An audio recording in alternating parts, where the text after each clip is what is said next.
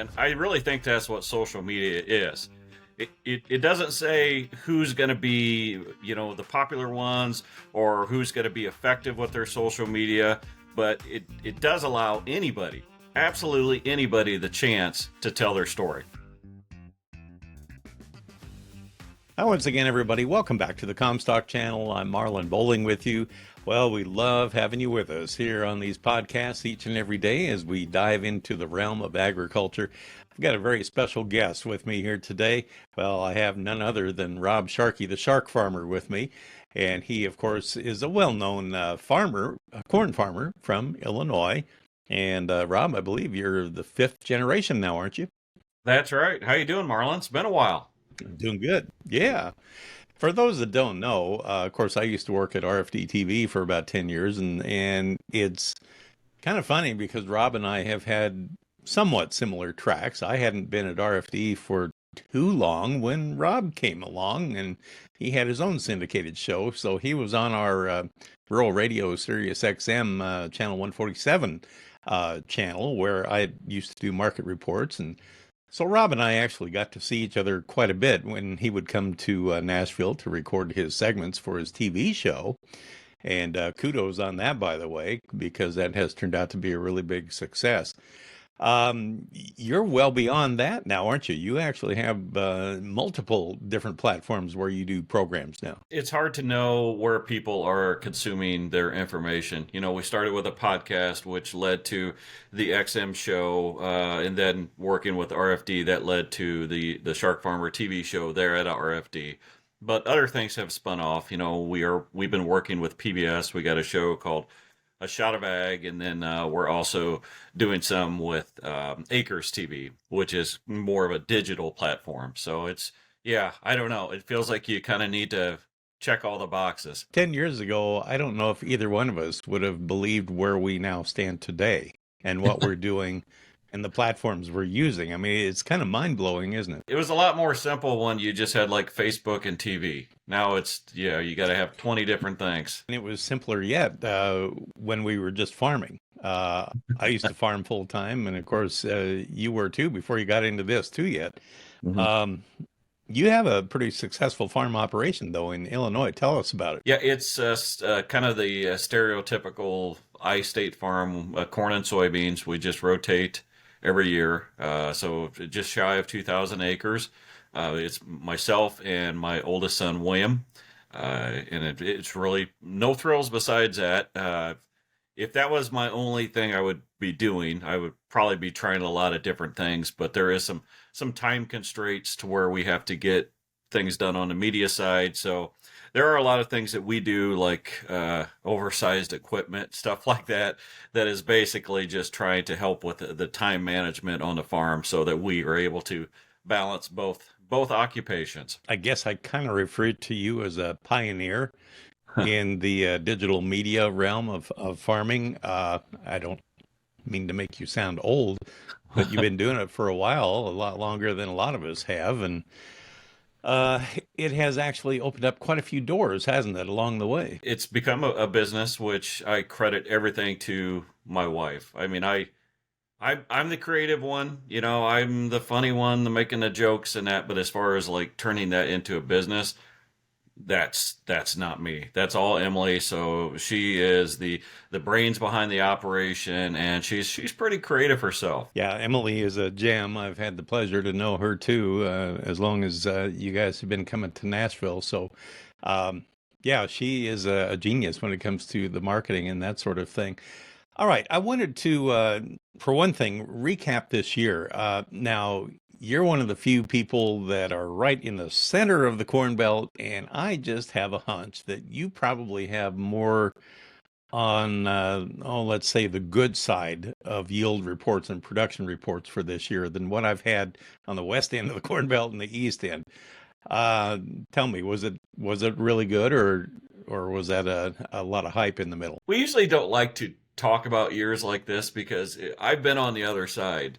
When the rest of the country is doing well and we are not. But it was our turn this year.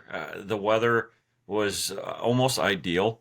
And, at the end of the summer, the rain shut off. But at that point, even the beans, I think, were done. So we went 50 some days without any rain, but it really didn't hurt anything because we were in the full swing of harvest. So, best corn yields we've ever had by far, best bean yields we've ever had by far. The type of yields we were averaging on fields, 5 years ago, we take a picture of the yield monitor. If we hit that number going through the field, and now we're doing, whole field averages with that. So it was an incredible year. The good Lord blessed us. I will not take any credit as far as like farming decisions. When the good Lord gives you the good weather, nothing is better. We used to say you might get maybe a couple good years out of 7 or something like that in the plains. Now, you probably have better odds in the central corn belt there, where you don't really have to irrigate or anything. But it is nice to have that come around. It's just a shame you can't have that $8 corn like we had a few years back. I've thought of that. In your head, you're like, man, if we could have had these yields and these prices, maybe I could have that beach house. All right, coming up, Rob, in February. It's going to be February 21st and 22nd at the Marriott in Des Moines. It's going to be the Family Farm Masterclass. I'll be involved in that. We're going to have a lot of well-known speakers there, and we're going to have a panel on, on the second day of that event, and it's going to deal with social media, and you're going to be one of the panelists on there. What do you think you will have to share with our audience there in attendance anyway? Yeah, it's funny. Social media, I've been on it a while. Uh, we don't focus on our social media. I know the other two panelists are like absolute experts and on their channels and that.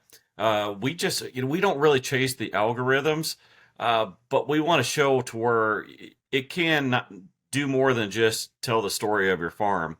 If you have other things, other side gigs and that, you can use that social media to bridge a gap between what you're doing and your farm. You can bridge a gap between that side gig and agriculture. Do you think that's something that more people need to be looking into from their agricultural background in working in social media, or do you think it's just to be left to a few to be spokespeople for ag? Now, the wonderful thing about social media is, there's no nepotism.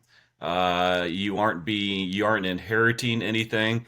It's generally that person, their story. If they're entertaining or if they're interesting, they naturally rise to the top. There's a cartoon, a kid's cartoon, Ratatouille. Have you seen that? In there, the end of it, they have a line there that says, "Not everybody can be a great chef, but a great chef can come from anywhere." And I really think that's what social media is. It doesn't say who's going to be, the popular ones or who's going to be effective with their social media, but it does allow anybody, absolutely anybody, the chance to tell their story. Yeah, almost anybody has the equipment that is necessary nowadays to get online and talk to an audience. I mean, if you have a smartphone, you're good. I mean, you're good to go. You can uh, actually get a broad message out, and it can go viral too. I assume you probably had some videos that went viral. That's kind of how I got my start. It was back in the days of Twitter.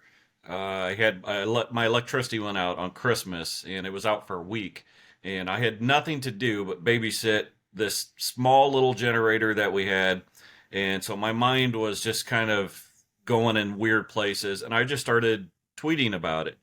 And back then, when you would trend, you trend globally. It's all broken up now, but back then you trended across the entire earth, and we were trending. So, I went from just some know nothing account to, tens of thousands of followers basically in 1 week. And of course, back then, you kind of stood out because your message was rather unique. There just wasn't too many that were actually talking about life on the farm and that sort of thing, and the struggles associated with that as well. But you always like to put a humorous spin on it. I think I'm funny. Hopefully some other people do too. Yeah, that seems to have been a big drawing card for you. I'm looking forward to seeing everybody at the Family Farm Masterclass coming up in Des Moines. and I'm looking forward to seeing you there as well. In the meantime, what are you doing to get ready for the end of the year here? Anything special here this year since you had a good production year? No, we're just finishing up. We're at this point, it's almost recreational tillage. We could stop everything right now and be good for next spring, but there's always you can always go kind of flatten off that one spot, or get back and mow a little bit more in that field. So we're doing stuff like that, and then when the weather does turn, we'll start pulling stuff into the shop and get ready for next year. I think you're the only one I've ever heard refer to it as recreational tillage. I like that. It's an I-state thing. Some people like to sit on the beach. That's awesome. Well, I look forward to hearing more of your humor. And once again, I'll remind everybody how they can take part in this. Now, if you go to Comstock.com, to our website, you'll notice that up close to the header on the web page and toward the right, there will be a tab that says Masterclass on there. Just click on that and you can see all the details about it, the timing, and you can see the agendas and everything, and who the speakers are. In fact, you'll see a picture of this handsome guy that I'm talking with here right now. But anyway, you can also sign up on that, and there is limited availability, so make sure you take advantage of that before the spaces run out. But I encourage you to check that out and share it with others too, and point that out that it's a great time of year. It's a great meeting to take advantage of things. Probably learn a whole lot there too, because we're going to have some excellent speakers, and one of which will be Rob. We'll have Willie Robertson there, for example, from Duck Dynasty. We're looking forward to that too. And Dick Whitman. There's going to be a whole bunch of people there sharing their expertise, so we look forward to it. Rob, it's a joy to talk with you again, and congratulations on the great year. I wish we could pull that off every year, but I'm glad you were able to snag one. I appreciate it. And take care of yourself. I'll see you again at least in February, if not before. That's Rob Sharkey, the Shark Farmer, with us here today. That'll do it for this episode.